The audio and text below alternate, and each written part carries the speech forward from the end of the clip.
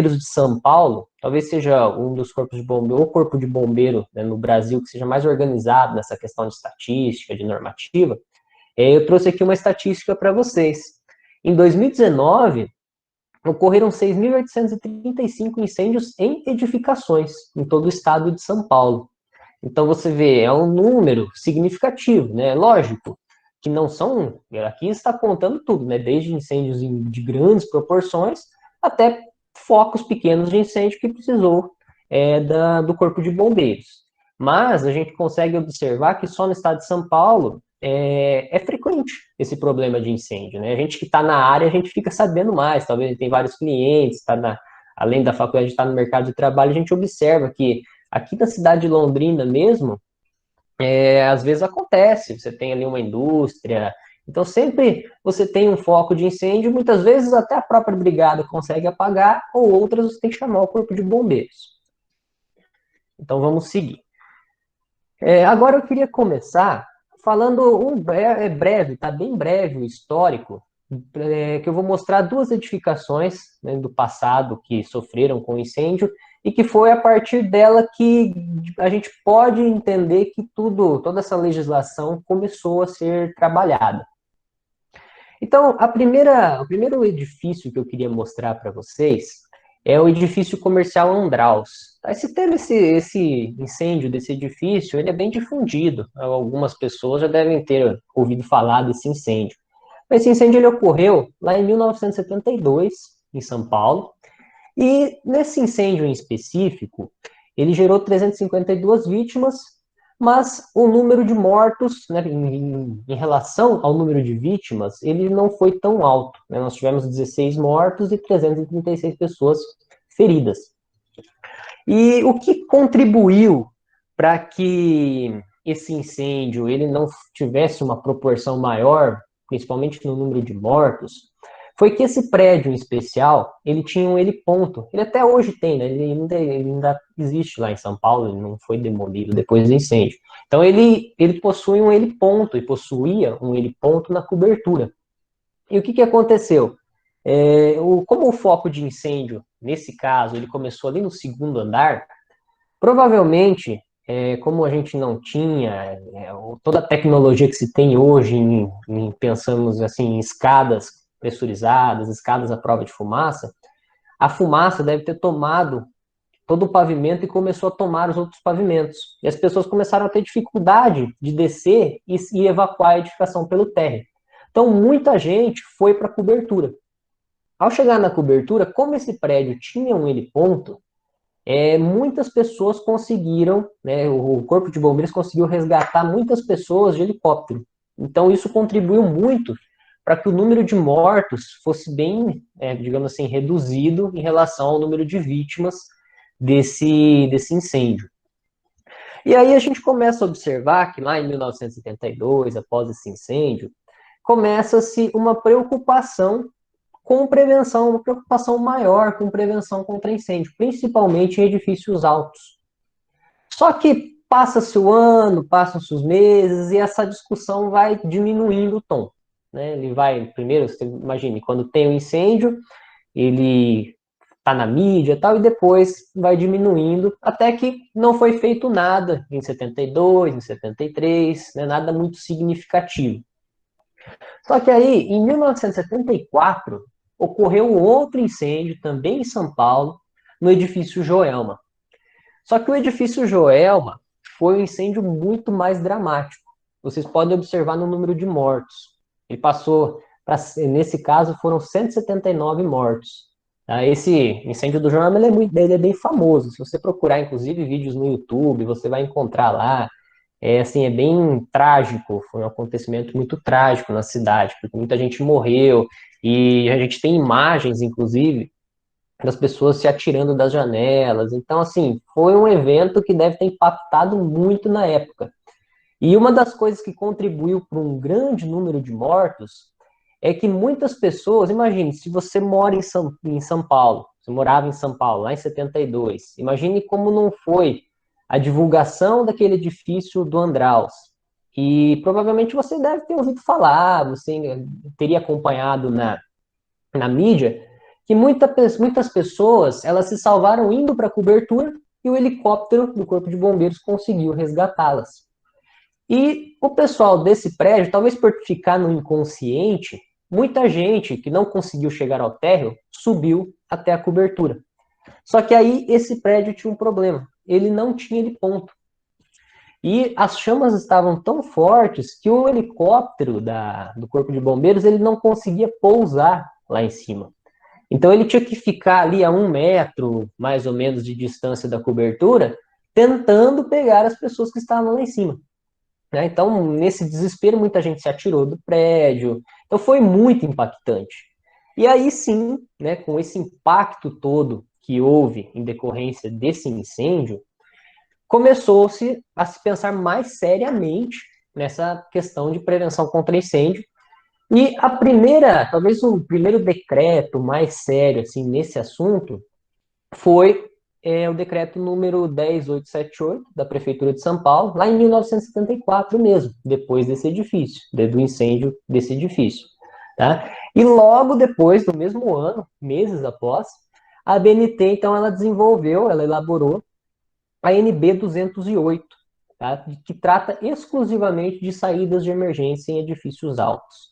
Então, essa é a primeira legislação, a primeira normativa em nível de ABNT que a gente tem de edifícios altos, tá? De saídas de emergência. Então, isso daqui já contribuiu. Se você, inclusive, você consegue encontrar nos sites do Corpo de Bombeiro, você consegue encontrar essa normativa para você consultar. E aí a gente começa a observar que já desde 1974 começou-se a se falar em escadas com largura de 1,20, escadas à prova de fumaça, escadas enclausuradas, tá? Que são escadas que elas têm mecanismos arquitetônicos que impedem, né, ou dificultam que a fumaça atinja a escada. Né? Às vezes você tem, para quem mora em prédio já deve ter observado prédios mais altos, mais novos, você observa que se você estiver no corredor, né, na área comum do pavimento tipo, né, do pavimento do seu apartamento, você vai adentrar a uma antecâmara e depois a caixa de escadas. Tá? Então, tudo isso é feito para evitar que a fumaça atinja a caixa de escada e permitir que as pessoas evacuem o prédio.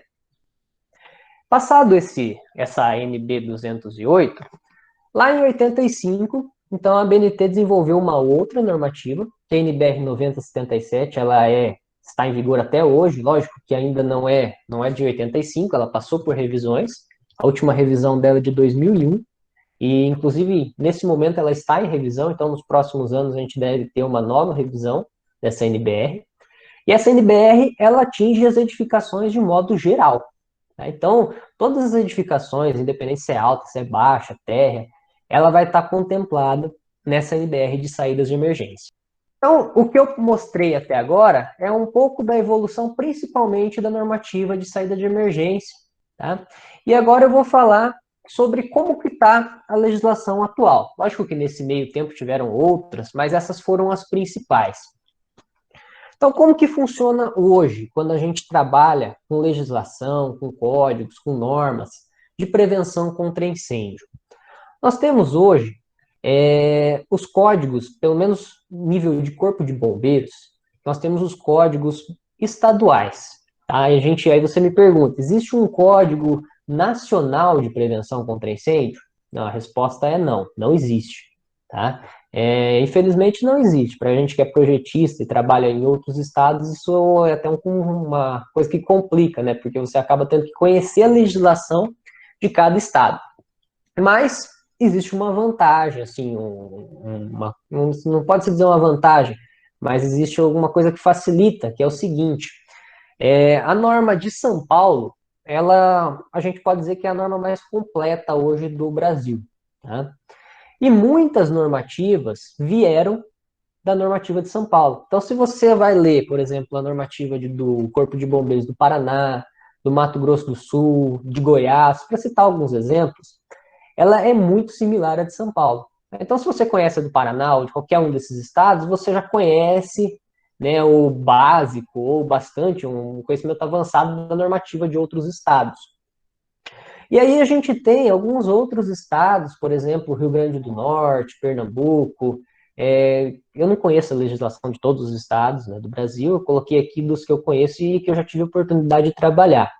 Então, principalmente desses estados do Nordeste que eu citei, o que acontece? Ainda está bem defasado a legislação. Tá? Você abre lá o site do Corpo de Bombeiros, por exemplo, para procurar a legislação desses estados, é uma legislação assim, lá tem 100 páginas, ela não coloca muita coisa, não tem muito detalhamento, sabe?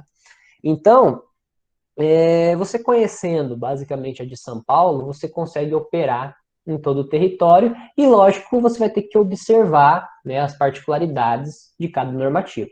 Tá? Então, é mais ou menos assim que funciona.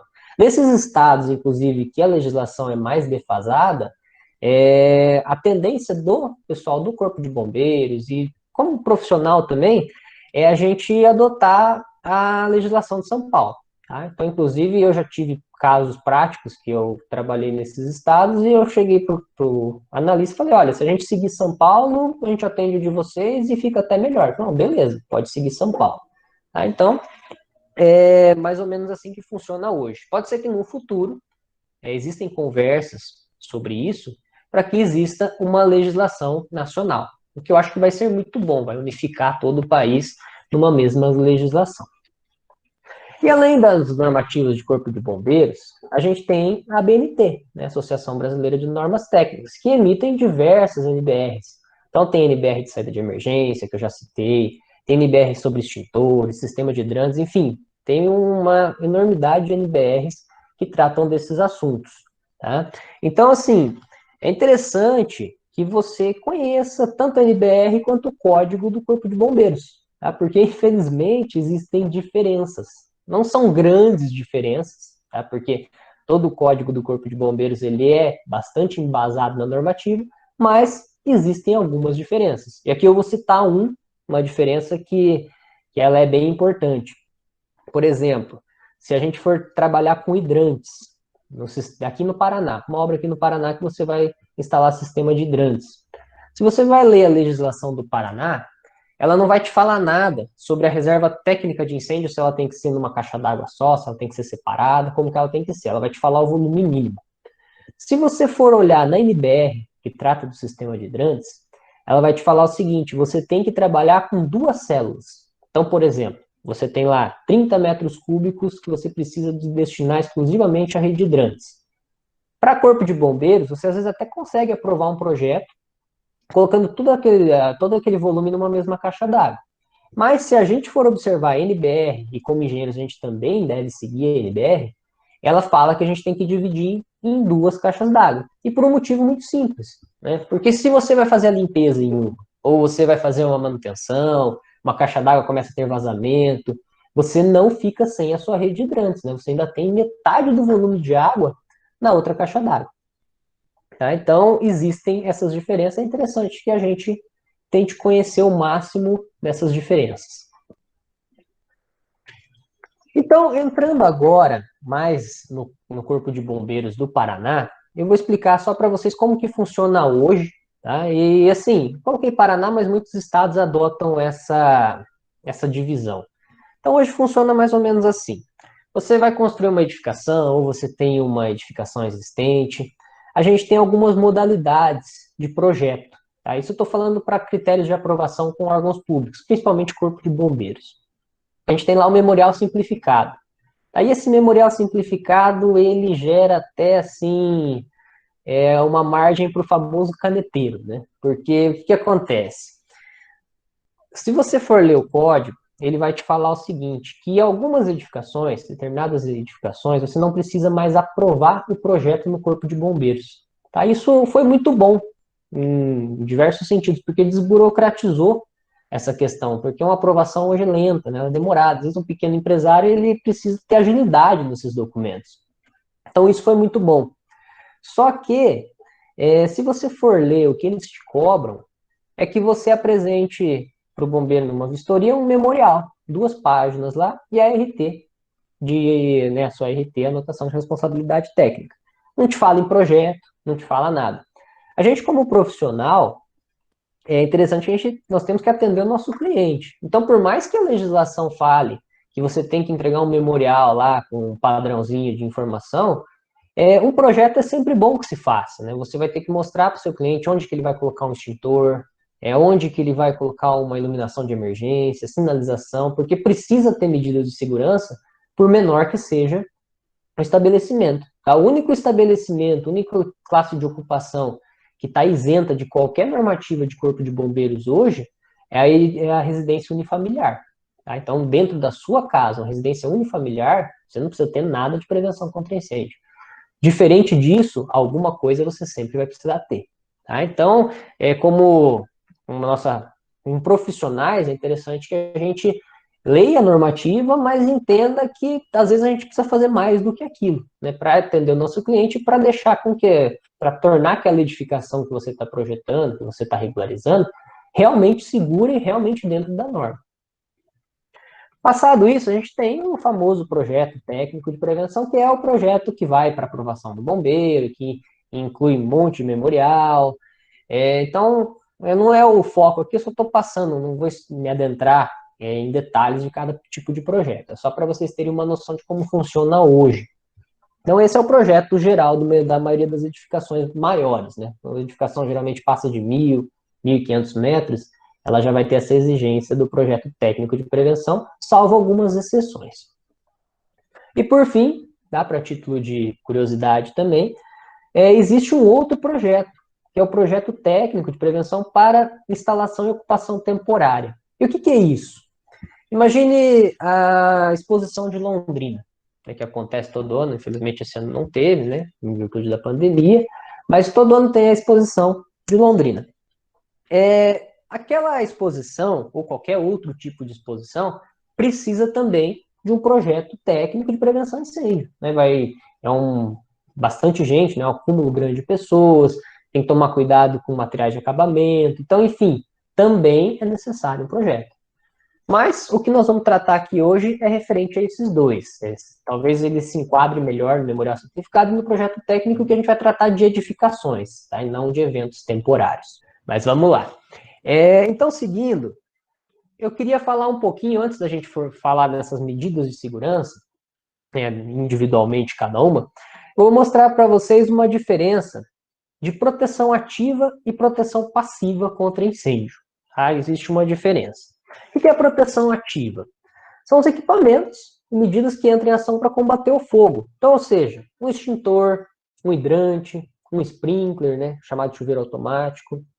Então, são equipamentos, são medidas de segurança que estão nas edificações e que, se não tiver alguém para operar ou um sistema que faça o equipamento ser acionado, ele não vai ter medida nenhuma de combate ao incêndio. Tá? Então, são proteções ativas.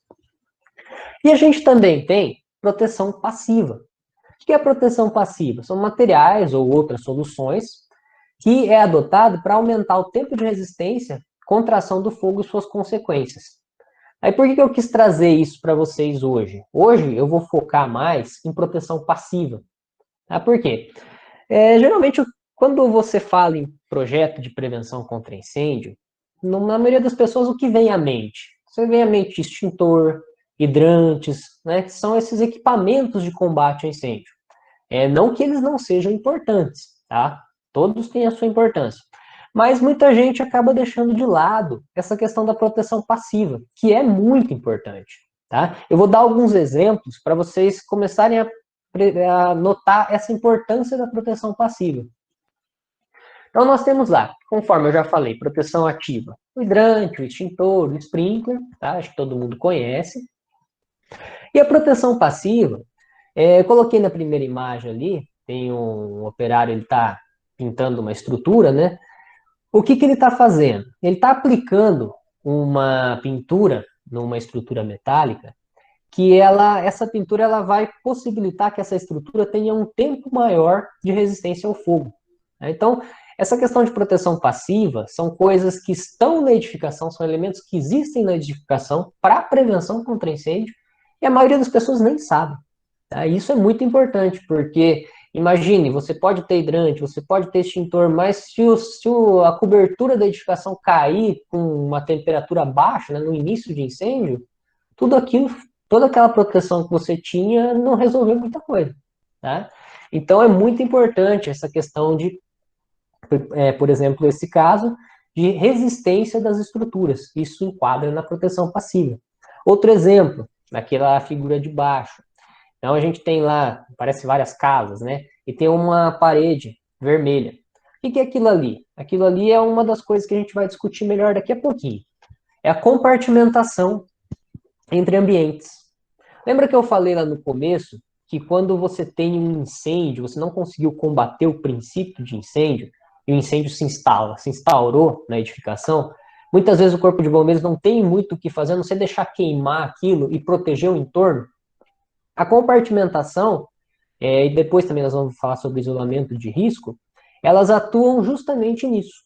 Tá? Porque imagine, se você tem uma grande edificação e você consegue compartimentá-la, você consegue isolar um possível incêndio em um determinado setor. Tá? Então isso é muito importante, possibilita que as pessoas dos outros setores e daquele setor também, se ela conseguir adentrar outro setor, ela saia ilesa, né, desse incêndio, e protege também a edificação, né, porque se você conseguir concentrar o incêndio só num ponto, já é uma vantagem, né, isso é muito usado em depósito, a gente até vai citar alguns exemplos.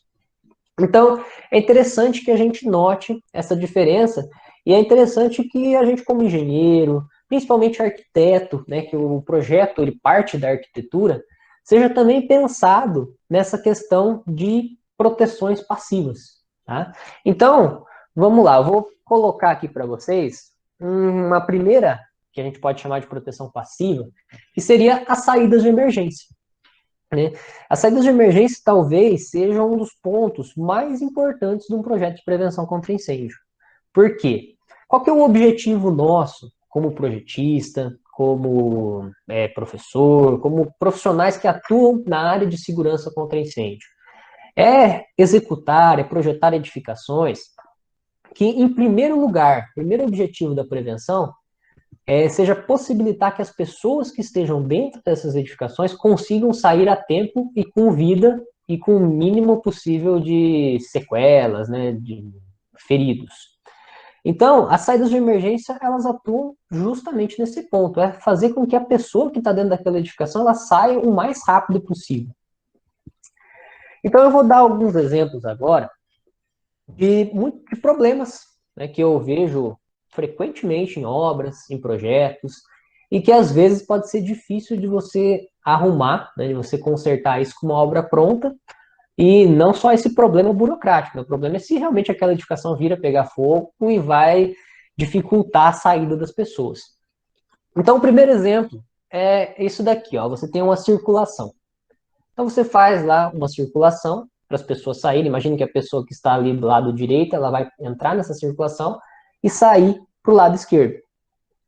Mas, no meio da circulação, tem uma porta que abre e interrompe a circulação. Tá? Isso, no momento de pânico, faz com que a pessoa fique muita gente aglomerada ali quando a pessoa abriu aquela porta e a pessoa não consegue sair. Então, é importante, isso é normativo, que você não obstrua as passagens, nem com abertura de portas, nem com equipamentos. Às vezes o cara começa a usar como depósito uma saída de emergência, então isso não pode acontecer. Tá? Porque se a pessoa num incêndio, a pessoa não consegue sair no tempo necessário. Então, é muito importante que a gente tome cuidado com esse tipo de situação. Aí é uma situação que acontece frequentemente, tá? Às vezes por descuido, né? Por às vezes falta de conhecimento, mas por causa de descuido mesmo, que um arquiteto ou um engenheiro que fez o projeto ele não percebe esses itens. E um outro item que é bem complicado e acontece bastante é o seguinte: a gente sabe que isso já é bastante difundido, que a maioria das saídas de emergência a gente tem no mínimo 1,20. Né? Isso para quem toca obra, para quem trabalha com projeto, já está bem assim, já deve ter tido problemas, tal, e isso já, essa informação, ela já é bem difundida, ou seja, você tem que ter escadas, corredores, geralmente com no mínimo 1,20 metros de largura. E aí você sabe disso, beleza, você faz o seu projeto, colocou a sua escada com 1,20, mas o que pode acontecer e acontece, né, frequentemente? Você projeta uma escada concreta, uma escada metálica, exatamente com 1,20, igual vocês estão vendo, né, estão vendo nessa imagem. Mas você esquece que depois dessa escada pronta, se ela não tiver alvenaria do lado, você precisa colocar um guarda-corpo, né? Porque você vai estar descendo de um ambiente, está num pavimento superior, você está descendo para o térreo, por exemplo. E se você não tiver nada, a pessoa cai dessa escada. Então, e onde que você coloca esse guarda-corpo geralmente? Você coloca esse guarda-corpo na base da escada. Você vai fazer um guarda-corpo metálico, um guarda-corpo de vidro, um guarda-corpo com tela, enfim. E na maioria das vezes a pessoa vai lá e fixa esse guarda-corpo na base da escada. E o que acontece? Você projetou aquela escada com 1,20, quando você colocou o guarda-corpo, ela ficou com menos de 1,20. Ou seja, ela está fora de toda a normativa de segurança que vem lá desde 74. Tá? Então, assim, e tem um porquê, tá, pessoal, dessa questão do 1,20. Esse 1,20 não foi tirado do nada. Tá? E o porquê disso é o seguinte: estatisticamente, a população, se você for pegar de ombro a ombro, dessa distância até aqui, né, do ombro até o ombro das pessoas, ela dá na média de 55 centímetros. Então, daí que vem aquela questão de uma unidade de passagem. Para quem já teve a oportunidade de ver esse termo, uma unidade de passagem ela equivale a 55 centímetros. Ou seja, você faz uma escada, um corredor, pensando que vai ter as pessoas saindo da edificação por um lado e o bombeiro ou, né, quem quer que seja entrando na edificação para realizar algum tipo de salvamento, algum tipo de combate. Tá? Então é por isso que se fixa em 1,20. Na verdade, a NBR ela começou a fixar em 1,10, né? 55 vezes 2, 1,10. Mas a NPT e diversas normativas do bombeiro, eles aumentaram esse número para 1,20. É daí que surge essas medidas mínimas e que geram bastante problema numa obra. Tá? Às vezes a gente consegue, numa situação dessa, por exemplo, você instalou o guarda-corpo na base da escada, você consegue, às vezes, retirar o guarda-corpo e instalar na lateral. Né? Você resolve o problema. Mas, né, podem ter casos bem difíceis, e existem vários casos bem difíceis de resolver essa situação. Mais um ponto que costuma dar bastante problema de saída de emergência é relacionado à distância de caminhamento, tá? A distância de caminhamento até o local seguro. O que é isso? É a distância que o ocupante da edificação ele pode percorrer, ele deve percorrer, até atingir um local seguro. Então, vou dar um exemplo. Você vai construir uma edificação quadradona, assim, sei lá, um barracão, um comércio, com uma porta na frente, e você faz o projeto, começa a executar a obra, mas você esquece dessa questão da distância de caminhamento. E quando você vai ver, a pessoa que está lá no ponto mais crítico, ela tem que percorrer 60 metros para sair da edificação. A gente não precisa nem olhar muito em norma, porque a maioria das edificações comerciais, tal, 60 metros já é muito, tá? Então ele estaria fora. A pessoa percorre uma distância muito grande para atingir a saída da edificação.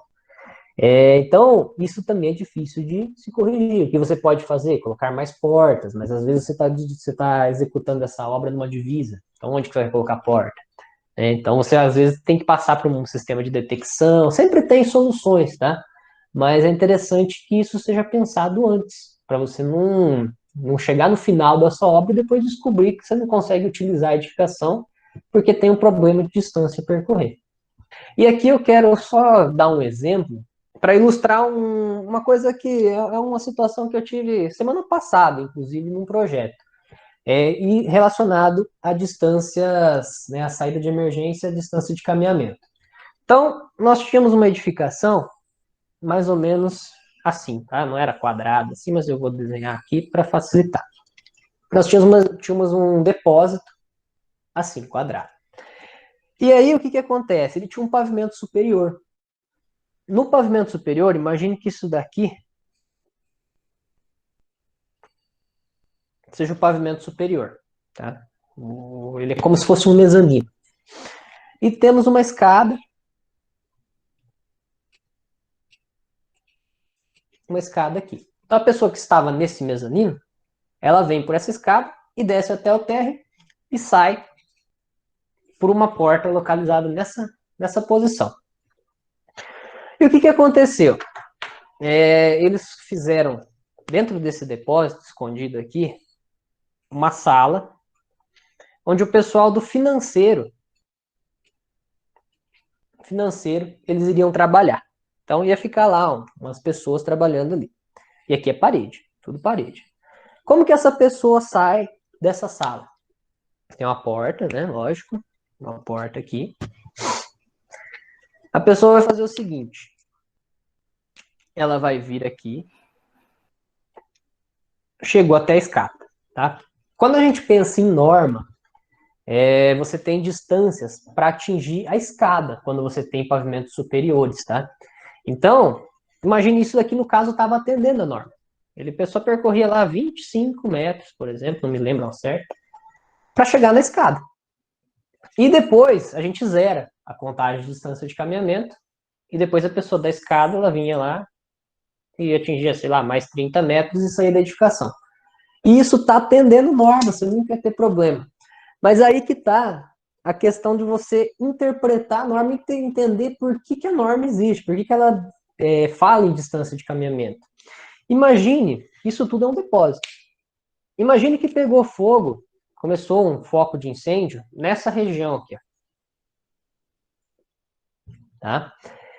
O pessoal do financeiro, quando ele vai ver, não tinha detecção de incêndio, quando ele vai ver, isso daqui tá ardendo em chamas, ele não consegue vir por aqui. Tá?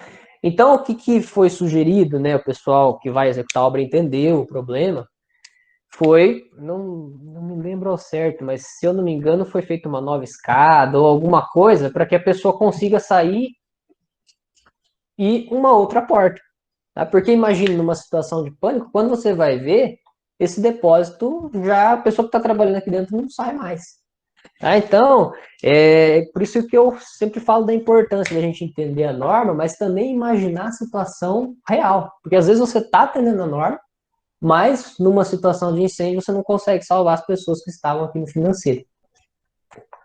Então, esse daqui é o exemplo da distância de caminhamento. Outro, agora entrando, já falamos um pouquinho de distância de caminhamento, vou falar agora sobre compartimentação. O que é a compartimentação que a gente já tratou lá quando eu falei sobre proteção passiva? Ela é uma medida de proteção passiva. Ela é constituída de elementos, né, construções, corta-fogo, que se destina a evitar ou minimizar a propagação de fogo, calor e gases entre as edificações ou até internamente na edificação. Então a gente tem basicamente dois tipos de compartimentação. A gente tem a compartimentação vertical, geralmente é feita por lajes, a escada, até o exemplo da escada que eu dei em edifícios altos, né? A gente tem compartimentação vertical, ou seja, impedir que a fumaça, que o calor de um pavimento, ele seja transferido para um outro pavimento. Então isso é muito importante. E aqui até cabe algumas observações. Imagine uma coisa que acontece, agora não mais, mas ainda acontece em algumas construtoras, às vezes um engenheiro que não se atentou muito nesse ponto. Se você faz todo um esquema de compartimentação vertical, com uma escada à prova de fumaça, né, igual eu expliquei que nós temos as anticâmaras, tudo certinho, justamente para evitar que o calor e a fumaça passem entre os pavimentos, mas você tem, às vezes, um shaft em que você desce toda a sua tubulação hidráulica, toda a sua prumada, parte elétrica. Aí você fez tudo isso, só que com o calor, imagine na parte hidráulica, um tubo de PVC ele começa a derreter, se deteriorar, e a fumaça, então, por esse shaft, começa a passar para todos os outros pavimentos. Aí o pior, esse shaft, essas descidas de tubulação, geralmente estão ali no hall, próximo à porta de saída para a escada. Então, o que você tem que fazer? Geralmente você utiliza um produto, uma solução que chama selos corta-fogo. Tá? Você aplica aquele produto de forma que ele se expande com o calor. Então, se ocorre, isso em volta da tubulação, tá? Se ocorre uma deterioração desse tubo, esse tubo chega a derreter, aquele material consegue se expandir e evitar, né? Ele fecha, ele veda, aí ele mantém a compartimentação vertical. Tá? Então, isso é um detalhe muito importante, principalmente para quem trabalha em edificações em alturas, edifícios residenciais, comerciais, que são itens assim, que muitas vezes nem o corpo de bombeiros, numa vistoria, consegue detectar, e às vezes o prédio está lá sem, né, essa segurança. Mas é muito interessante que tenha, é normativo, é obrigatório, e isso pode ajudar muito, né, numa situação de emergência.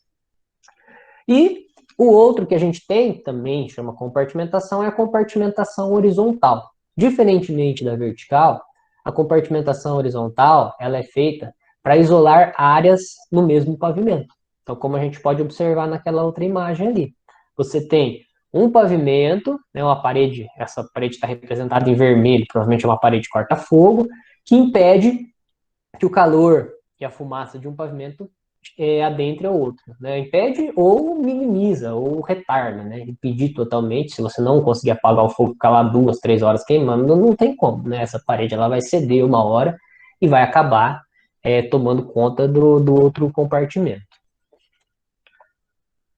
Então vamos dar um exemplo aqui, bem comum também, tá? Estou colocando exemplos bem comuns, porque vocês como engenheiros, talvez, né, provavelmente em algum momento da sua vida como projetista ou engenheiro que executa a obra, você vai se deparar com alguma situação parecida.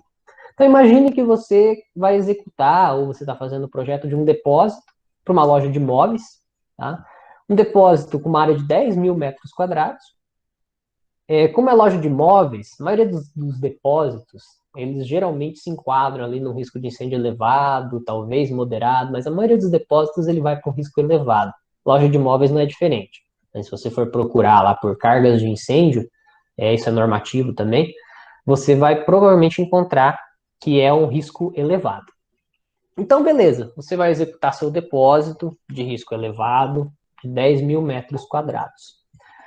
E aí a normativa, ela vai te falar o seguinte, isso aqui eu trouxe um fragmento de uma tabela da norma do Paraná, tá? Do Corpo de Bombeiros do Paraná. Esses valores, eles variam conforme o estado, mas existe, todo estado cobra essa questão de compartimentação.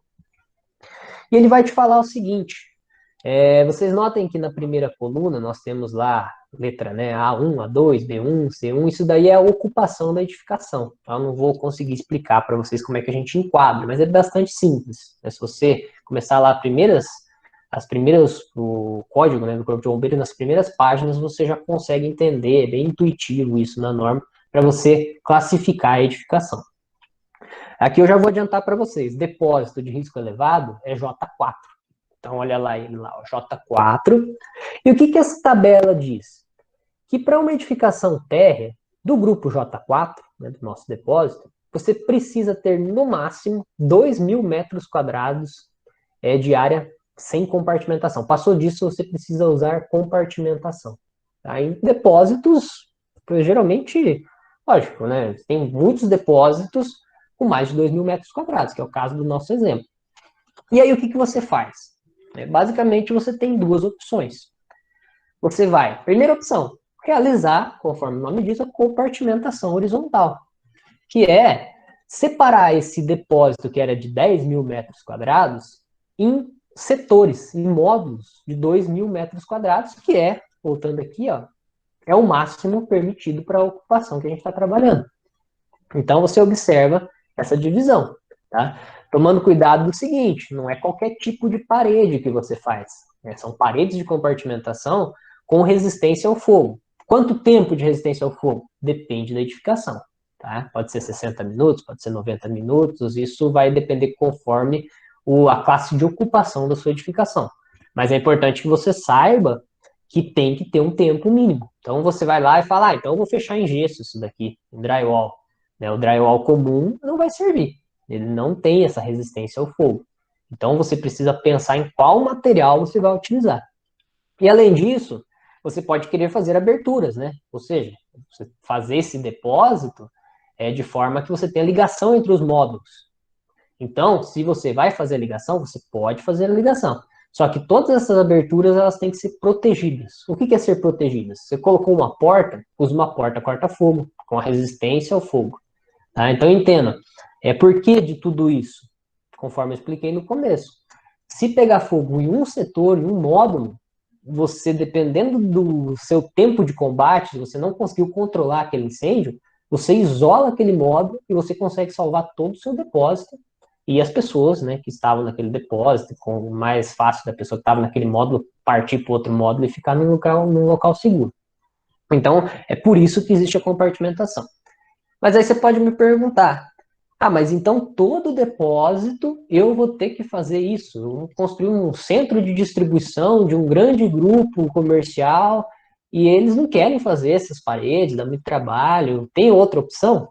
Sim, existe outra opção. A segunda opção é você instalar chuveiros automáticos, os nossos famosos sprinklers. Então você não faz a compartimentação e instala chuveiro automático. Por que a norma libera, né, instalar o chuveiro automático e não fazer a compartimentação? Porque o sistema de chuveiro automático ele traz uma segurança muito grande para a edificação. Ele é automático, né, como o próprio nome diz. Se ele estiver bem instalado, você tem os chuveiros, né, você tem os sprinklers, que eles detectam o aumento de temperatura. Ao detectar isso, tem uma ampola de vidro que ela se quebra. Né, tem um líquido dentro que ele é sensível à temperatura, ele começa com o aumento de temperatura, ele começa a expandir até quebrar essa ampola e ela libera água. Tá? Em filmes você vê bastante disso, né? Inclusive, fora do país, se for olhar Estados Unidos, o pessoal instala isso até em residência. Tá? Aqui no Brasil não é tão comum, tá? Não é tão comum porque para a gente instalar um sistema de sprinkler, você tem que ter um reservatório geralmente bem grande, você tem que ter uma bomba potente, porque você faz o cálculo para uma série de sprinklers funcionando ao mesmo tempo, não é apenas um, então a vazão é alta. Tá? Diferentemente dos Estados Unidos, por exemplo, onde você vai fazer sua residência, você quer colocar um sprinkler na sua casa, você vai lá e liga o sprinkler diretamente na rede de abastecimento de água. Tá? Eles te garantem que vai ter pressão e que tem confiabilidade naquela rede, você consegue ligar direto. Então, imagine, você economiza com bomba, economiza com reservatório, então é bem mais simples, tá? Lógico, não é toda edificação também fora do país que você pode ligar na rede. Em grandes edificações existem reservatórios exclusivos, tá? Mas essa é uma diferença bem clara entre o Brasil e alguns outros países. Então, acho que vocês conseguiram entender o problema, né? Que é você fazer um depósito, por exemplo, e não se preocupar com alguns itens de sair de segurança contra incêndio. Tá? Porque você vai executar lá o seu depósito, imagine que você executou o seu depósito de 10 mil, e depois de pronto, ou durante a execução, imagine se você, durante a execução, é que lembra que tem que ter uma compartimentação, ou que tem que ter um sprinkler. Então, o orçamento da obra foi lá em cima, o tempo de execução aumentou, ou pior ainda, você executou, entregou, e quando teve uma fiscalização, ou para tirar uma BITS, liberação do Corpo de Bombeiros, foi reprovado aquilo lá, e o seu cliente não vai poder utilizar o depósito enquanto ele não adequar. Tá? Então, é grave, é um erro, assim, que é um detalhe que às vezes a gente esquece, né? Alguém pode esquecer, mas que lá na frente gera uma dor de cabeça danada para você arrumar.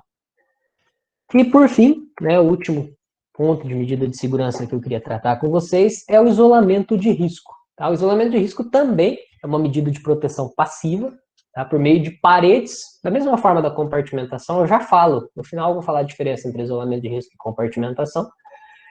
Só que o isolamento de risco você pode conseguir ele por paredes ou por afastamento.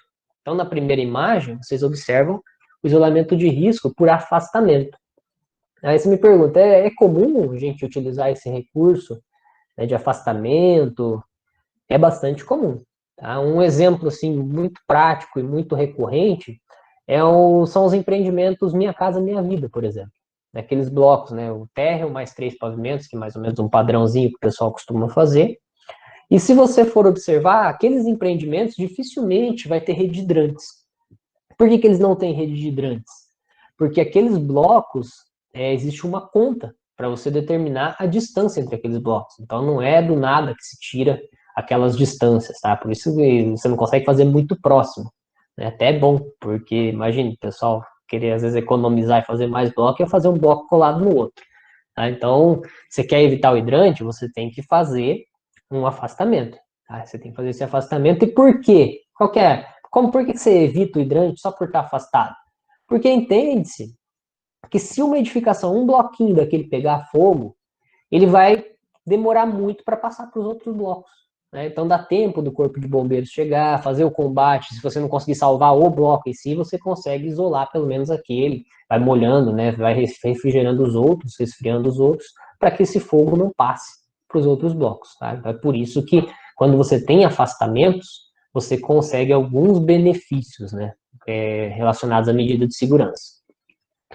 E o outro ponto é parede de isolamento.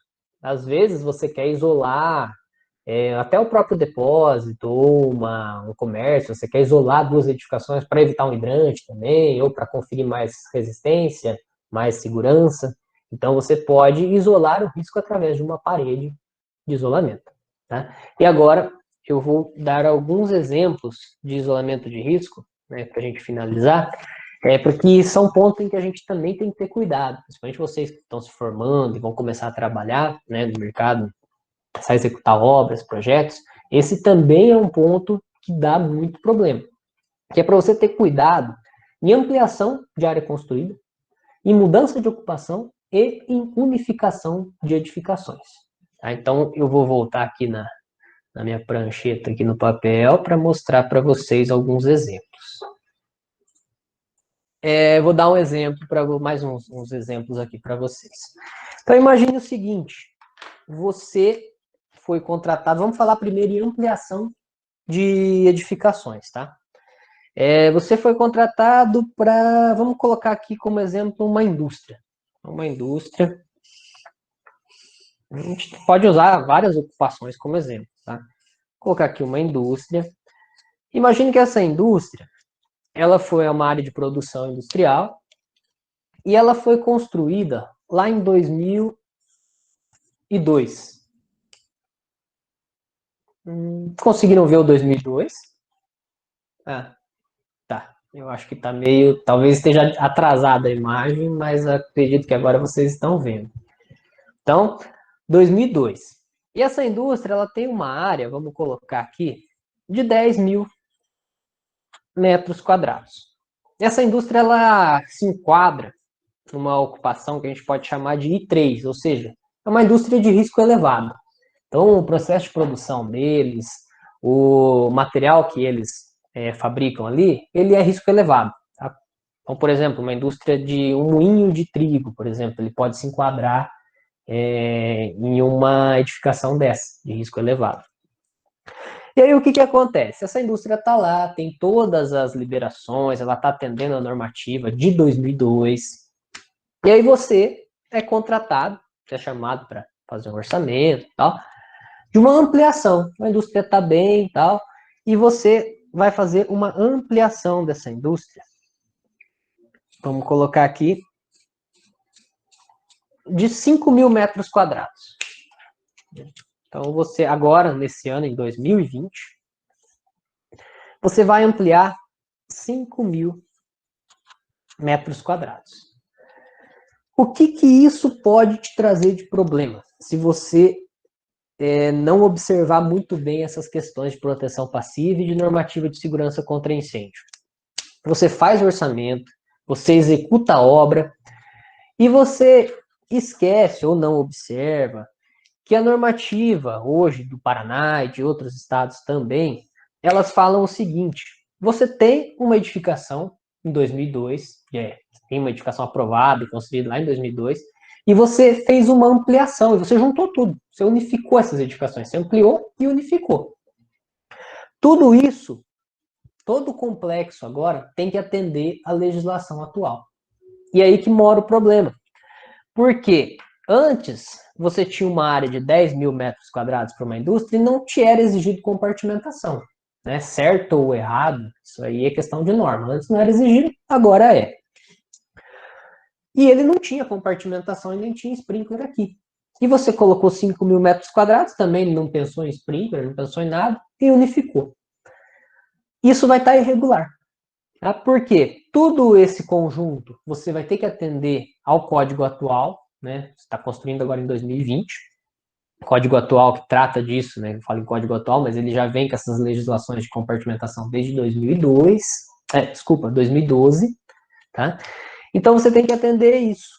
E aí você não atende mais, você não tem mais a compartimentação. O que você precisa fazer? Ou você faz, então, o que a gente já citou, você faz a compartimentação. Lembre que no exemplo anterior eu falei em depósito, que a gente viu naquela tabela, que a área máxima sem compartimentação de um depósito é de 2.000 metros quadrados, tá? Agora, nesse caso aqui, você pode ter, em indústria, se eu não me engano, é 7.500, mas você tem 15 mil. Então, ou você coloca, você faz uma compartimentação aqui, separa essa área dessa, né, e faz áreas separadas, ou então você coloca o sprinkler em tudo isso. Tá? Então, note, é um problema muito sério se você não pensar nisso, né? Porque isso gera problemas de liberação de obra, isso gera problemas de prazo de execução, gera problemas econômicos, porque esses sistemas são caros. Tá? Então, o intuito dessa nossa conversa hoje foi para mostrar para vocês, falar sobre proteção passiva, falar sobre a importância dela, e também falar, né, sobre os problemas que vocês podem ter se não observar adequadamente essa questão de proteção passiva. Tá? Um outro exemplo, acho que rapidinho, deixa eu ver como é que está o tempo, já está quase dando uma hora, mas é rapidinho. Imagine que você, então, tinha uma indústria, né? Imagine, tira isso daqui, a indústria lá de 2002, com 10.000 metros quadrados, e aí essa indústria fechou, e agora o proprietário alugou para um depósito. Né? Um depósito lá daquele depósito que a gente viu no exemplo de móveis. Isso vai ter que atender a norma atual. Mudou a ocupação da edificação, não importa se a edificação é de 2002. Tá? Você mudou a ocupação da edificação, então agora você tem que atender a norma atual. Você tem 10.000 metros quadrados, é o exemplo que eu dei. Tá? Então, independente se você vai construir, né, nesse momento ou se você está mudando a ocupação, você tem que se preocupar com normativas atuais. Eu só queria colocar esse texto aqui para a gente refletir, que é o seguinte: o projeto de prevenção de incêndio, isso como qualquer outro projeto, ele não consiste em simplesmente você pegar e aplicar as normas. O profissional, ele vai ter que se basear nas normas, vai ter que seguir as normas, claro, mas não cegamente. Tá? Então é interessante que a gente, não só para prevenção de incêndio, para estrutura, para hidráulica, para elétrica, enfim, qualquer projeto, qualquer tipo de execução que você for fazer, o interessante é que você conheça as normas e saiba um pouco do porquê das normas e consiga utilizar elas como parâmetros para melhorar ainda mais o seu projeto. Tá certo? Então era isso que eu tinha para falar para vocês. Eu agradeço a atenção.